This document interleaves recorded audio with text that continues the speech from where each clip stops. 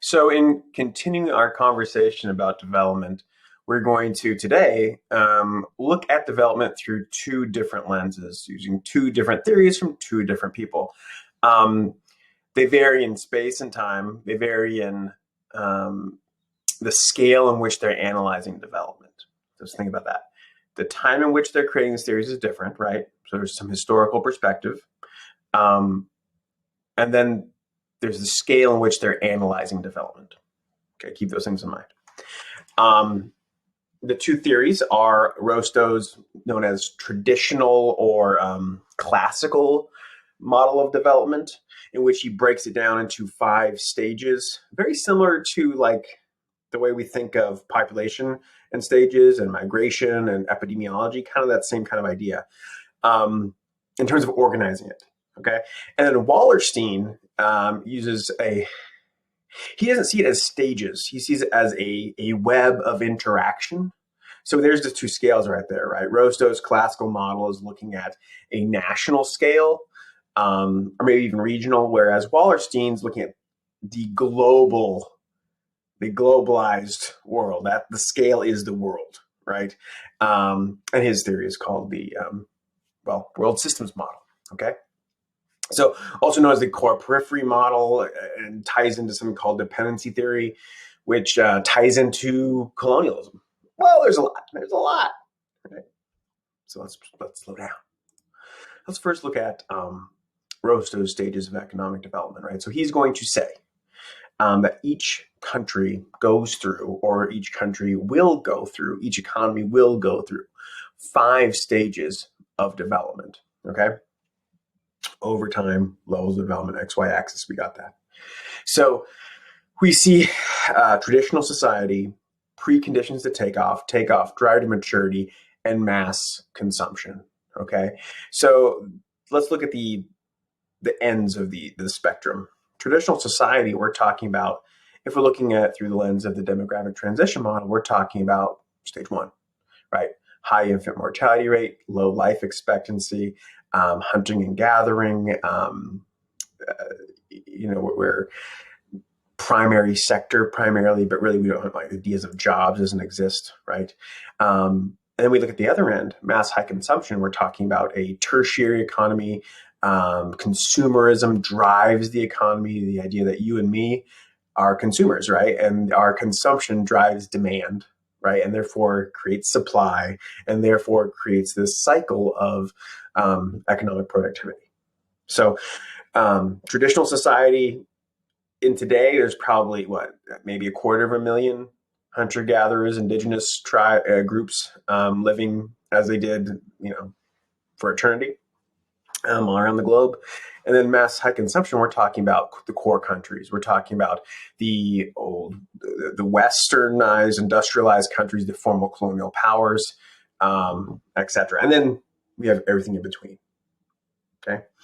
There are some characteristics, some examples of countries that would be mass high consumption, et cetera. And I just kind of went over all that, right? Again, this really dovetails very nicely with the demographic transition model, because we know that demographics and economy are linked. Okay. So he's asking, how do countries become economically developed? What do they do? And he is basing this study off of European economies, specifically Britain and Germany to some extent. So there's already a flaw there, right? So there's always a critique of any model in terms of its time and place in which it was developed and its perception or perspective, right? Historically, it's cut off. Like anybody who makes a model is cut off historically from anything that happens after the model is created. It also has some Eurocentrism there, right? So we know that European powers, when we talked about in Unit 4, we talked about colonialism, comparative advantage last week. So the model that really brought European and industrialized countries, really post-industrialized countries, to the forefront of the global economy is this comparative advantage, this neo-colonialism, colonialism/imperialism, in which countries today that are developing in South Africa or just Africa, Latin America, or Asia can't really access that comparative advantage, right? So we'll see. One of the main things to take away from Rousseau's model, though, is he is going to say that stimulus is needed. Investment is needed for development to happen from somewhere, some elite group, either in a country or outside of a country. You have to have someone invest in a sector of the economy, right? And then there's going to be uneven takeoff. So there's going to be an inequality is constructed. One region, one area, one economy, like textiles, for example, in Britain, are going to take off. And the other ones are going to be lagging behind until there's a infrastructure created and a system created to bring in all those other regions into the fold, right? So this kind of dovetails into the idea of primate city as well as rank size rule and all of that, okay? If you're still paying attention, that's cool. If not, come on back. Traditional society. What is power? What is political power? It's the tribe, right? It's communally held, usually deals with some type of ritual of some type of spirituality. If you're trading, it's a barter system with other kin-based groups. Rural, because you don't have a permanent settlement usually. If you do, it's relatively small. Primary sector, informal. There's no taxation happening, right? Technology is either something you can create out of wood or stone. Wealth isn't really, it's communally held, more than likely. And there might be some that have a little bit more than others in terms of families, but it's not by much. Yeah. So there's no country currently at this stage, but there would be considered to be some, people around the world considered to be in this stage.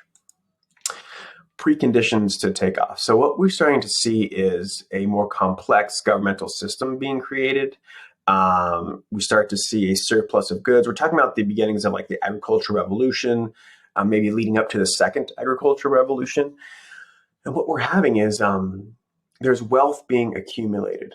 In Europe, we're talking about the church or nobility. And then there's going to be some trade established.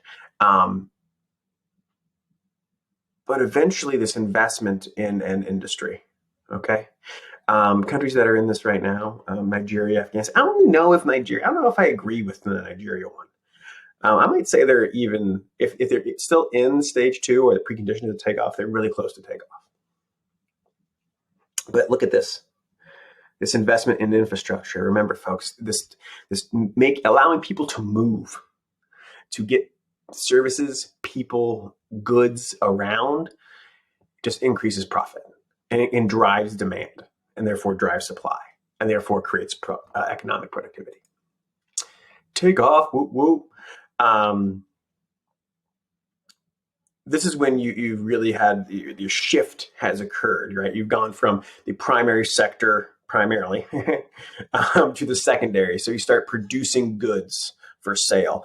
This happened in England, right? This happened in the United States. This happened in Western Europe 200 to like 300 years ago. Okay. Where is this happening today after World War II? We see, and really until it's still happening today, right? The idea of outsourcing, all that production is happening in developing countries, right? Like these NICs, when you look at the examples there, NICs, newly industrialized countries, we're talking about Vietnam, Indonesia probably should be on that list. Philippines, sure, India. And then we really, if we look, the idea of a NIC, newly industrialized country, has evolved, right? If we were talking about this 20 years ago, it would have been China, Brazil, and maybe throw in Russia there, one of the BRICS.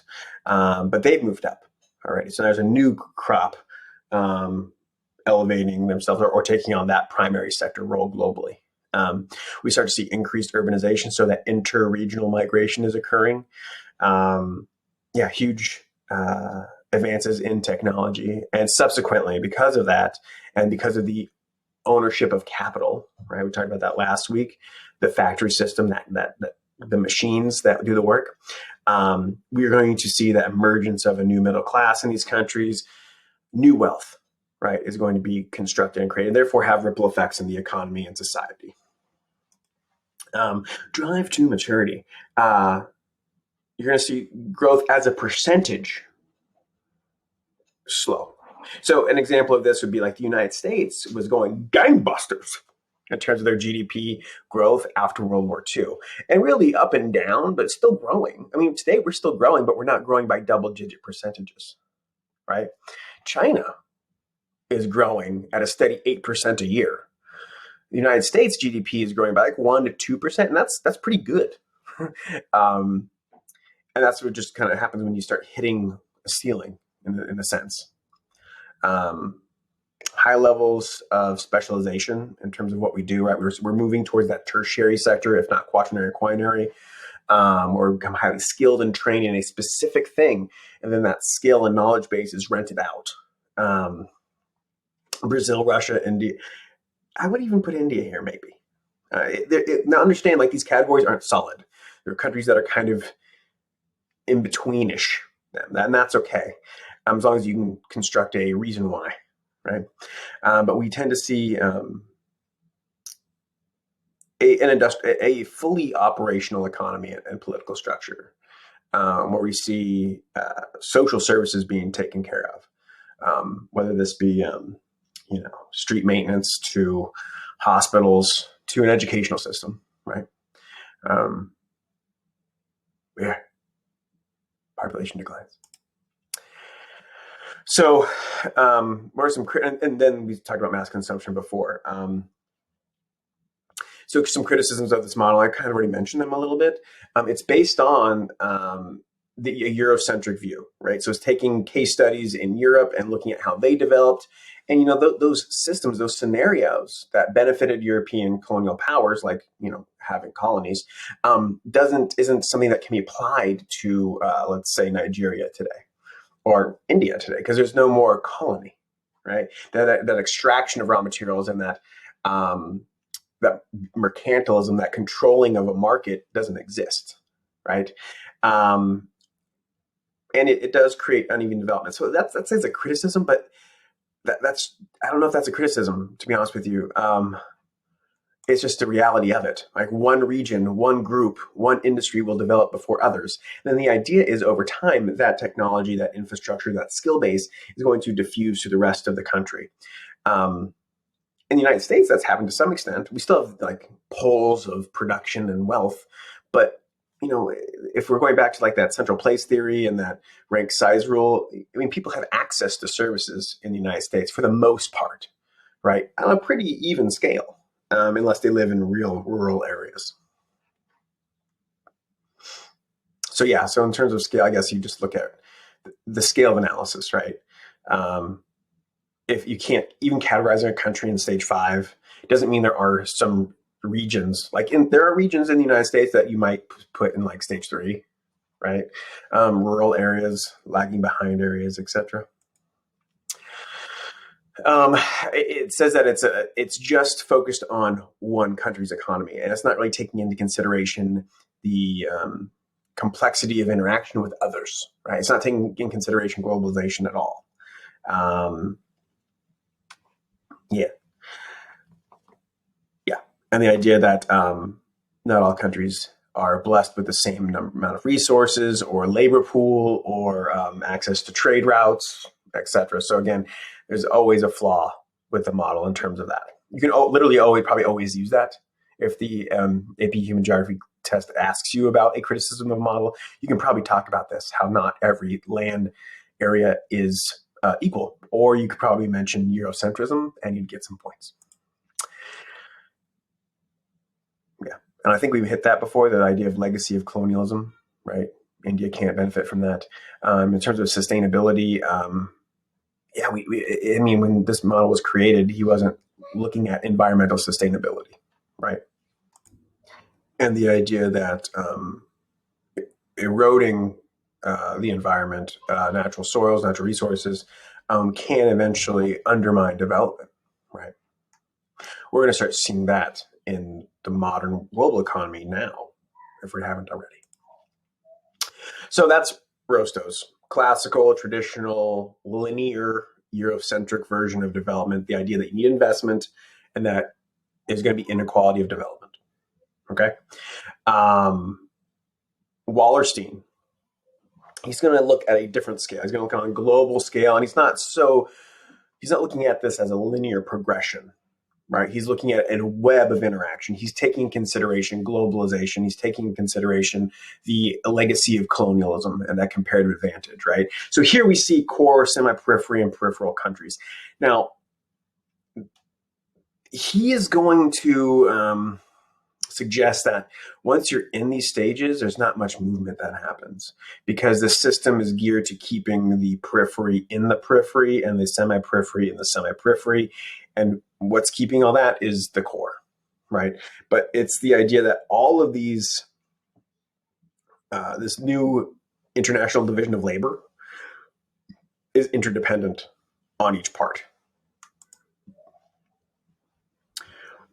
It's one large interconnected economy. We know that. So like in some of that interconnection or strength, and a real desire for stability. But also when things are not stable, you have volatility. You can see how the ripple effects of this hyperconnection. You can see the vulnerability of being so extended in a sense in terms of an economy, a culture, a infrastructural group, whatever it may be.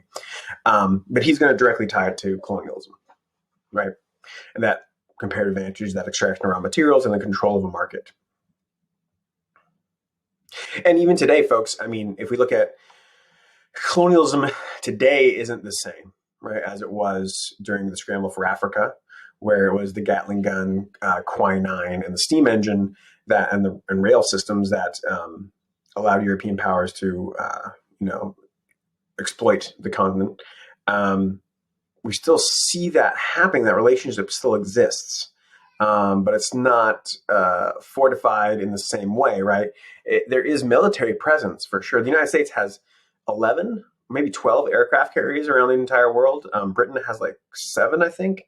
Maybe I'm off on that. I could be off on that. It might have like 2. But those are little floating military bases, right? That can be positioned anywhere. So that's geopolitical right there.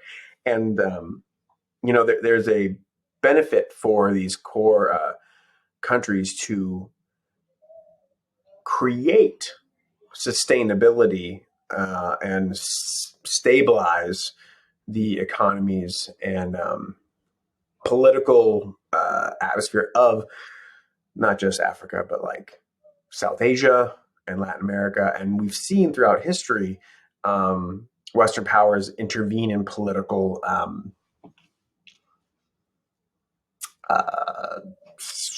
conflicts that would then benefit core countries. So here are the characteristics of the core, semi-periphery, periphery. So when I say core, I'm thinking of MDC. I'm thinking of old colonial power, sometimes referred to as the West. Stable economy, stable political system, relatively wealthy. And we know in the gravity model, right, that wealth, people, and ideas move towards the center. They move towards the core. All right. Tertiary economy, et cetera. The semi-periphery, we're talking about emerging economies, talking about the BRIC, sometimes referred, there's also the MAVEN or NICS, right? Newly industrialized countries. These are the countries that started to take over production, industrialization, that secondary economy, starting like 30, 40 years ago now. So China, Brazil, India, Russia, then Mexico. Australia is sometimes considered to be a MAVEN country. Vietnam, Indonesia, Nigeria. But those are where our goods, our middle income emerging economies are, semi-periphery. Then we have the periphery, so the primary sector, talking about the extraction of raw materials like cobalt or rice, whatever it may be, right? Relatively weak political systems and infrastructural systems, and really dependent on any type of investment from the semi-periphery or the core countries that are extracting raw materials from them. Right, less access to services, like education and healthcare, lower life expectancy usually. But this is all, none of this is permanent, right? These things are, I mean, Wallerstein may say it's set up to be permanent, but these things are constantly in flux.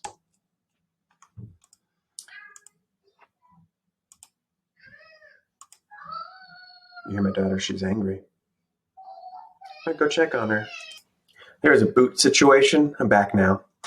So let's apply this to different scales, right? So Wallerstein is talking about the world systems model, but this idea, the gravity model, this idea that value, wealth, ideas, and people move towards the core can be applied at different scales.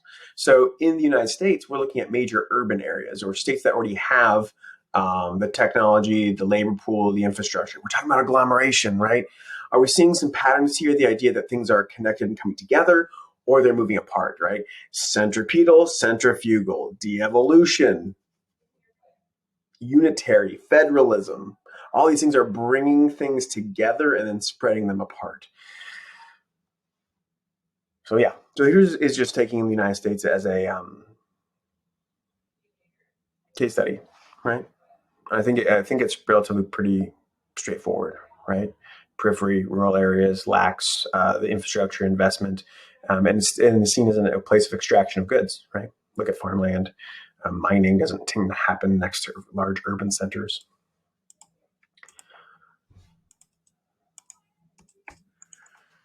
There's one more slide, but anyway, this is a long lecture. Didn't mean to be so long. Sorry. Glad you kept with it, like the 8 of you that did. High five.